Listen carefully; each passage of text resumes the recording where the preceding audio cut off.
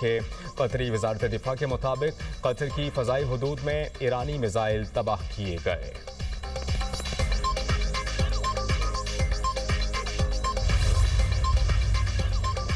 خلیجی ممالک نے اپنی فضائی حدود بند کر دی، ایران جانے والی تمام پروازیں معطل کر دی گئیں۔ رائٹرز کے مطابق برطانیہ نے اسرائیل اور فلسطین کے لیے پروازیں بند کر دیں۔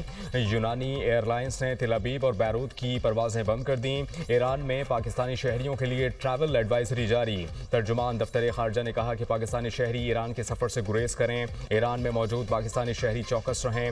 دفتر خارجہ نے ایران میں پاکستانی مشنز کے رابطہ نمبر جاری کر دیے۔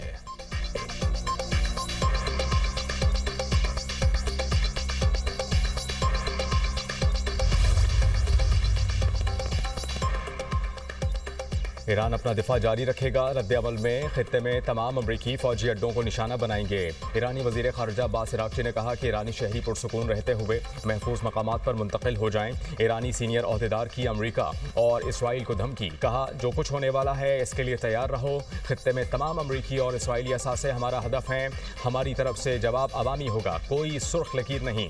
امریکی اور اسرائیلی حملے کے بعد ہر ممکنہ کارروائی ہو سکتی ہے، یہ جنگ اور جارحیت وسیع اور دیر پا اثرات مرتب کرے گی۔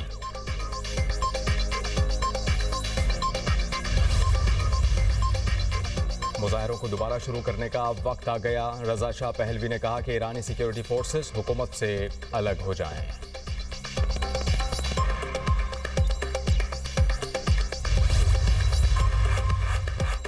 ایران نے اسرائیل اور امریکہ کو تگڑا جواب دیا تو یہ جنگ جلد ختم ہو جائے گی۔ سابق سفارتکار اعزاز چودھری نے کہا کہ دوسری صورت میں ایرانی عوام موجودہ رجیم کے خلاف اٹھ کھڑی ہوگی۔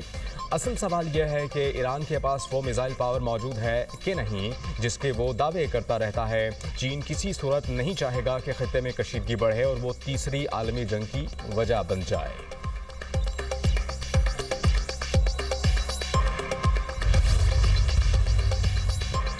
Chairman Pakistan Peoples party Bilawal Bhutto Zardari کی اسرائیل کی جانب سے ایران پر حملے کی مذمت۔ ایران پر اسرائیلی جارحیت کو خطے میں قیام امن کے حوالے سے تشویشناک قرار دے دیا، کہا کہ اسرائیل نے غزہ پر اپنے مظالم پر پردہ ڈالنے کے لیے ایران پر بزدلانہ حملہ کیا۔